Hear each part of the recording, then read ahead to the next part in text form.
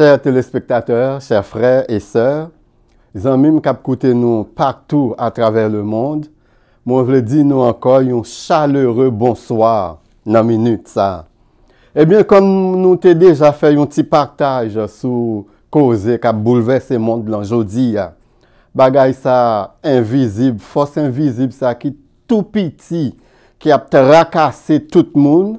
Aujourd'hui, nous c'est le 2 avril ou le 3 avril. Donc, bah, c'est tellement difficile. Il y a 4 milliards d'êtres qui sont confinés la caillou à cause de ennemis invisibles ça, que ni la science, ni la politique, ni la religion pas encore réussi à battre. Et il y a une question qui est très importante nous qu'a poser aujourd'hui. Quand on paquet de vendeurs de miracles qui te gagné sous terre, quand prophète X, prophète Y qui t'a fait miracle à gogo, qui a guéri toutes sortes de maladies, même qui montre qu'il ressuscité mort. Donc ça a caché en bas paille pour que ça n'a pas levé pour guérir moun qui gagne maladie et pour que ça n'a pas levé prophète de miracle ça yo, vendeur de miracle ça yo, pour guérir moun qui atteint par coronavirus la COVID-19. Avant même que nous entrions dans le sujet, je dis à nous parler tellement parler de bagages qui important. Et nous connaissons même pas un monde qui aime surfer, qui aime nager à la surface.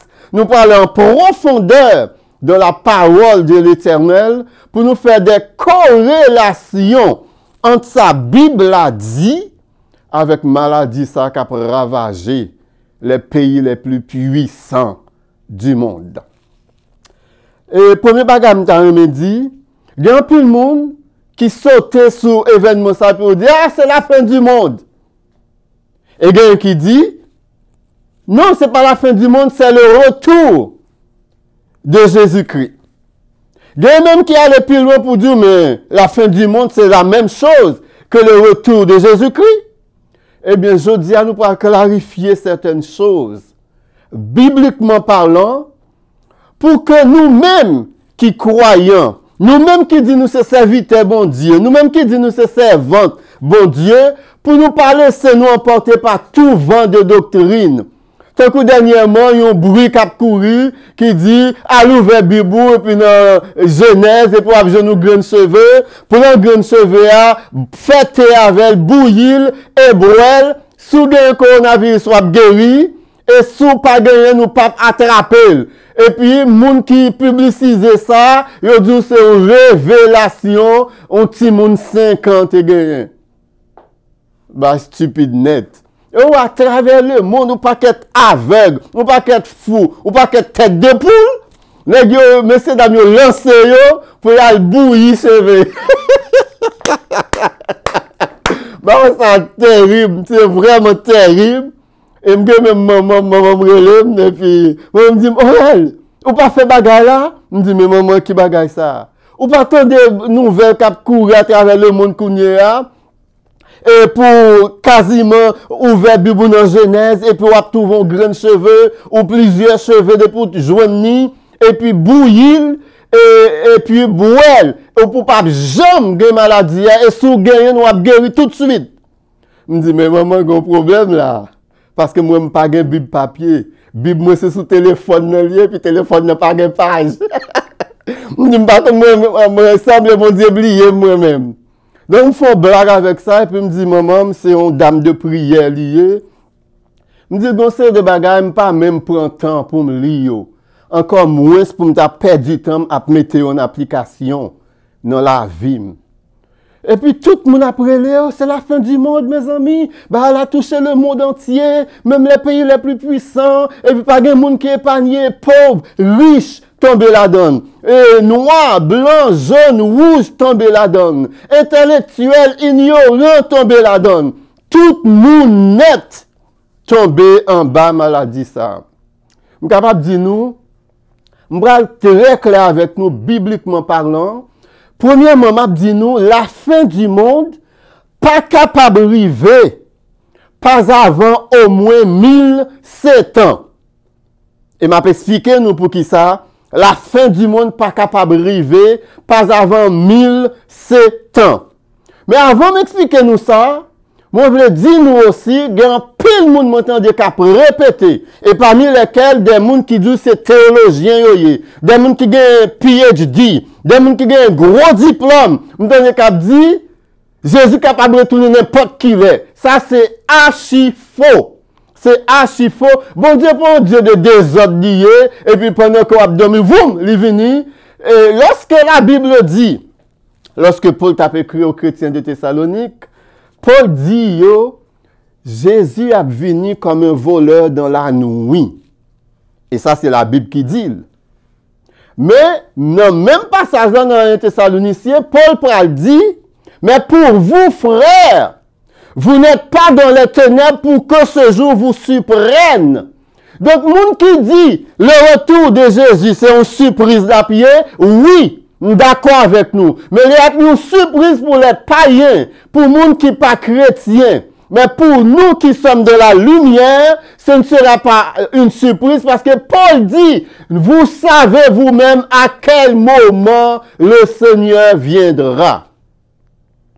Donc, il y a des prérequis au retour de Yeshua. Et pas avant prérequis ça yo accompli, lui pas capable de tourner parce qu'il pas qu'à mentir, toute sa parole lui dit c'est vérité.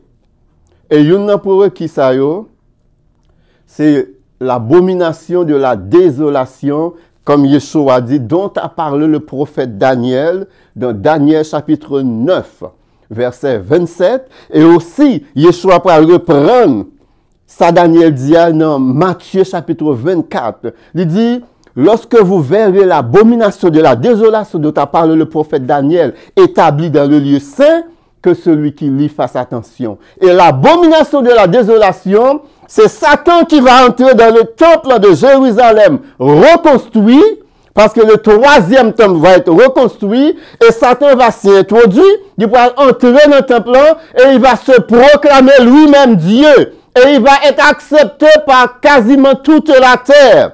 C'est ça l'abomination de la désolation. Et cela doit arriver avant que Yeshua revienne. Avant le retour de Jésus-Christ. Et l'Antichrist, lui révélé avant. Actuellement, pendant que je parle avec nous là, aujourd'hui, Satan lui a accès devant le trône de l'Éternel pour lui accuser les élus. Mais dans Apocalypse chapitre 12, la Bible me dit, il va être chassé du ciel. Et Jean prend une vision, une voix qui pourra dire, cieux, réjouissez-vous, parce que le diable est chassé du ciel. Mais il dit, terre, soyez dans les tourments, soyez dans les pleurs, parce que le diable est descendu vers vous, sachant qu'il a peu de temps, parce qu'il va être chassé de la cour du trône de l'Éternel où il se tient pour accuser les élus. Il faut que ces choses arrivent avant que Yeshua revienne. Et la Bible ne nous dit pas à quelle heure qu'il va venir. La Bible ne nous dit pas à quel jour qu'il va venir. La Bible nous révèle à quel moment que Yeshua va revenir.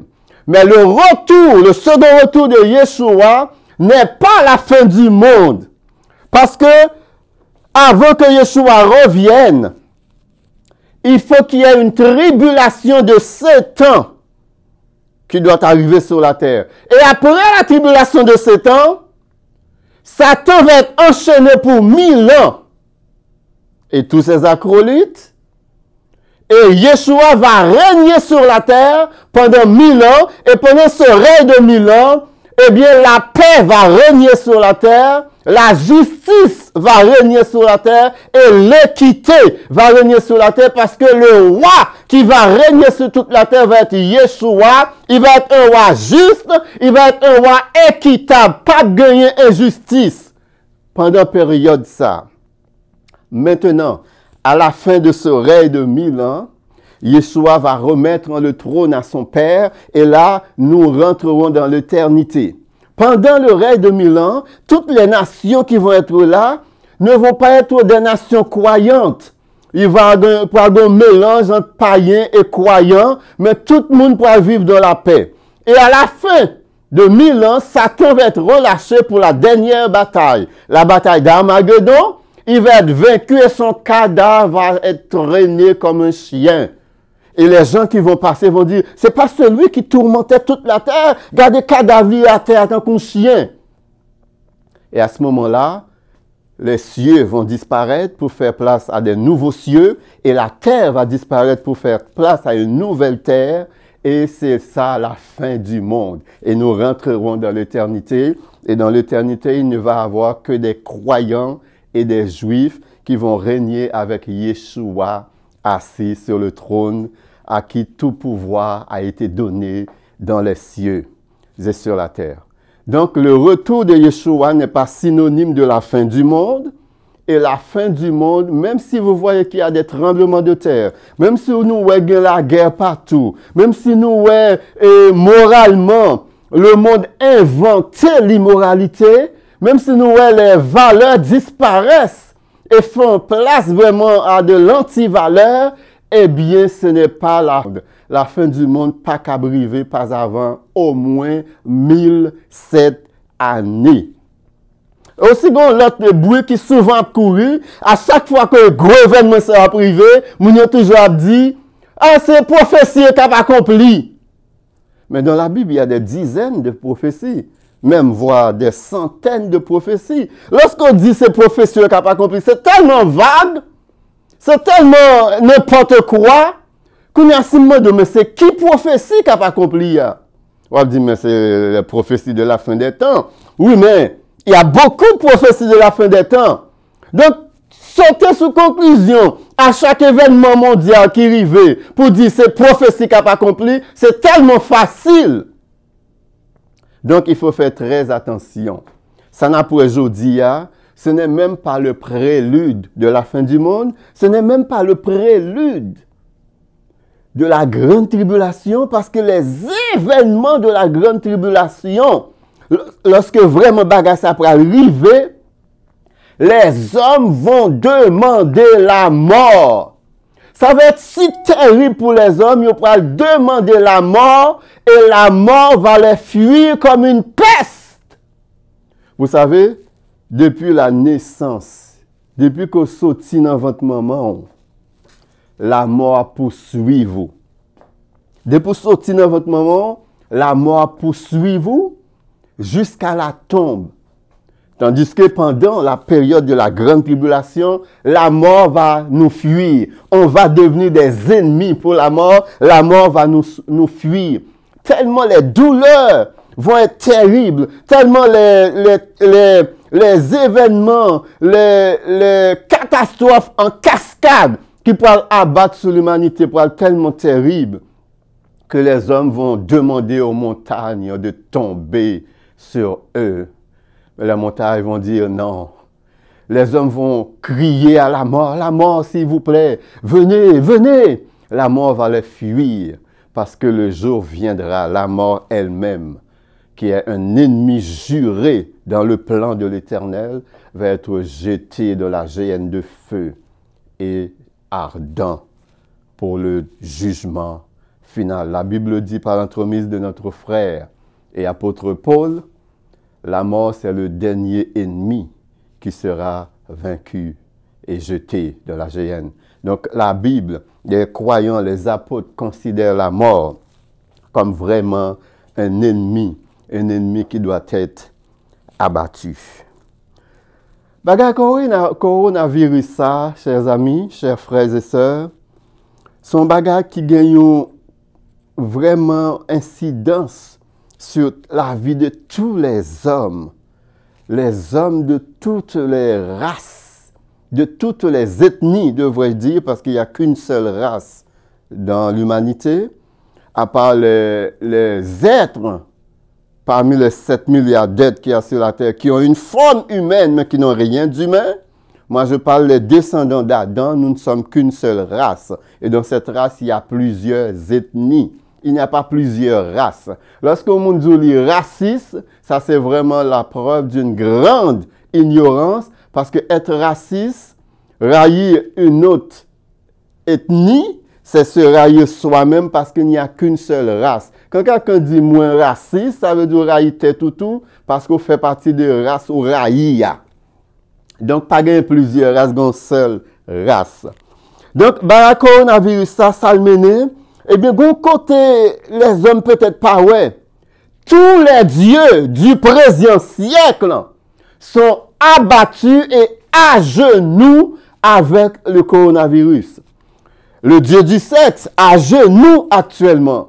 Maison bamboche n'a pas fonctionné. Maison prostitution n'a pas fonctionné. Maman, le dieu maman est à genoux.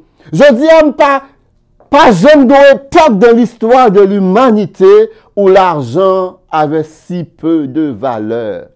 L'argent vient quasiment, bon, on confine dans le cas, il dit pas sortir, il côté même sous sortir, il arrêté. Même si bon 1 million, à quoi ça me sert? Je ne vais pas sortir pour me magasiner, je ne vais pas voyager pour me jouer l'argent, je ne vais pas faire un pas. Moi, confiné, emprisonné dans ma propre maison. Donc, il n'y a jamais eu une époque dans l'histoire de l'humanité où l'argent avait si peu de valeur. Et ce Dieu actuellement est à genoux. Le Dieu du sport, il y a certains pays où le sport est considéré comme un Dieu. En Europe, le soccer, c'est un Dieu. En Amérique du Nord, le basketball, le football américain sont des dieux. Comme on a adoré, les acteurs d'Hollywood sont des dieux. Les chanteurs, les vedettes, les stars sont des dieux. Tous ces dieux sont à genoux devant un petit bibite que y aurait le coronavirus. Chers amis, nous allons entrer en profondeur de la parole de l'Éternel pour nous explorer certaines choses de la parole de l'Éternel. Pendant que je suis à la Kala, et puis bon, il y a une inspiration qui monte dans la tête, qui dit, Aurel, pour qu'il soit pas vérifier la 10e plaie d'Égypte et le coronavirus. Mais dans la tête, je me dis, mais qui côté penser ça sorti? Je me dis, par curiosité, je vais faire une petite visite sur Internet pour moi, si il y a un monde qui aborde des sujets ça. Je suis monté sur Google et puis je suis tombé sur un site, côté c'est un site juif lié. Ça me dit quelques messieurs judaïsants qui étaient penchés sur question et titre et texte next écrit c'était la 10e plaie d'Égypte et le COVID-19. Quand je suis allé sur le lien pour me chercher, pour moi lire texte ça, pour moi, si ça me gagne dans tête moi, si je pense que vient dans tête moi, c'est même façon de penser, et puis là, je arrive sur le lien, moi, il faut acheter l'article là. Je me dis non, ça n'a pas intéressé. Au moins, moi, il y a l'autre monde qui pensait, même bagaille là avec. Nous pouvons analyser aujourd'hui, est-ce qu'il y a une corrélation entre la 10e plaie d'Égypte, qui était la mort des premiers-nés des Égyptiens, et le coronavirus. Prends ti chaise bar, chita bien installé, nous pourrons causer. Et causer après vraiment profond, prends bibou, et puis nous pourrons analyser la parole de l'Éternel. Dans Exode, chapitre 12, nous sommes capables de dire depuis chapitre 9, plaie au commencé, arrivé dans chapitre 12, nous rendus à la 10e plaie. Chaque plaie que l'Éternel envoie sur les Égyptiens était un affront contre un Dieu égyptien, parce que chaque élément de la nature, chaque élément pour les Égyptiens était contrôlé par un Dieu. Les eaux étaient contrôlées par un Dieu. Les animaux étaient contrôlés par un Dieu. Et le vent était contrôlé par un Dieu. Donc, il y avait vraiment des dieux, voulez-vous, en voilà, en Égypte. Ils avaient un panthéon, ou vraiment un musée, côté où ils mettaient tout Dieu. Et l'Éternel te voulait montrer à Pharaon, en dépit de la multitude des dieux qui gagnaient en Égypte, il n'y a qu'un seul vrai Elohim. Il n'y a qu'un seul vrai éternel. C'est le créateur des cieux et de la terre. c'est le Dieu d'Abraham, d'Isaac et de Jacob. C'est le Jéhovah Tzabaoth qui a donné son fils Yeshua HaMashiach et à l'enlèvement, à l'ascension de son fils, qui nous a donné le Ruach HaKodesh, le Saint-Esprit, pour être avec nous tous les jours. L'Éternel dit Moïse, je vais frapper tous les premiers-nés d'Égypte. La raison pour laquelle l'Éternel pourra frapper les premiers-nés d'Égypte comme 10e plaie, c'est parce que Pharaon avait refusé de laisser aller le peuple de l'Éternel, que l'Éternel te demandait pour laisser aller afin que le peuple aille m'adorer dans le désert. L'Éternel dit, laissez aller mon peuple pour capable adorer dans le désert. Le peuple devait aller et adorer. Pas une adoration individuelle, pas une adoration familiale, mais une adoration nationale que le peuple Israël devait offrir à l'Éternel. Et l'Éternel te dit, lorsque l'ange de la mort a passé, il faut que tous les enfants d'Égypte écrivent avec du sang sur les linteaux de leurs portes, et lorsque l'ange de la mort a passé, eh bien, il a épargné toutes les maisons des enfants d'Israël. Mais espérez n'avem jusqu'ici, m'a entré dans l'histoire 10e pléa, pour nous capables de faire corrélation avec le coronavirus là. Eh bien, lorsque vraiment le moment arrivé, la Bible dit, Exode chapitre 12, à partir du verset 23, il dit, l'Éternel a frappé tous les premiers-nés d'Égypte en commençant par la maison de Pharaon. En commençant par le premier-né de Pharaon assis sur le trône. Le premier-né de Pharaon était déjà assis sur le trône. Pour qui ça, la Bible dit, spécifié, que la 10e plaie commençait par la maison de Pharaon. C'est-à-dire, lorsque l'ange de la mort a passé, premier cas il touché, c'est la maison du roi. Premier cas il touché, c'est la maison de Pharaon. Et premier monde qui mourit, premier garçon qui mourit, c'est le fils aîné, le premier fils de Pharaon. Pour bien comprendre l'histoire, ça, c'est que Pharaon avait un dieu protecteur qui était le dieu Osiris. Eh bien, Dieu, ça, c'était le dieu protecteur de Pharaon. C'était comme le dieu personnel de Pharaon pour protéger Pharaon. Et aussi, c'était le dieu du jugement de la mort. Et l'Éternel pourra montrer à Pharaon qu'en dépit de ce Dieu, le Dieu puissant, le Dieu Osiris qui a protégé, m'a montré que je suis au-dessus de tous les dieux, même les plus puissants à vos yeux. Et lorsque l'ange de la mort a passé, eh bien, premier maison de Pharaon, eh bien, il mourit. Mais comment moun sa yo mouri? Comment moun sa yo mouri? Eh bien, pour moun mouri, son seul bagay pour faire, on veut souffle moun nan. Qu'autant de maladies, qu'autant de cancers, qu'autant de ulcères, qu'autant de toutes sortes de maladies qui ont ravagé l'humanité, qu'autant de sida, qu'autant de pneumonie, toutes sortes de maladies, qu'autant de coronavirus, toutes sortes de maladies qui ont ravagé l'humanité, eh bien, lorsque moun aussi a assassiné un monde, soit assassiné moun avec couteau, soit assassiné moun avec arme, eh bien, c'est souffle moun nan ou enlevé. Dans le temps, ça, dans 10e pléa, nous n'avons pas de couteau qui est utilisé, pas de armes qui est utilisé, nous juste tendez des cris un peu partout dans toutes les maisons des Égyptiens, des pleurs, des lamentations. Eh bien, l'ange de la mort juste enlevé souffle moun yo. Eh bien, qu'est-ce que fait le coronavirus? Eh bien, le coronavirus, là, lorsque l'entrée sous vous, si le système immunitaire pas assez puissant pour combattre, eh bien, il a enlevé souffle. Les gens qui meurent de ce virus, eh bien, ils ne sont plus capables de respirer. Ils ne sont pas capables de respirer encore, eh bien, ils mourent.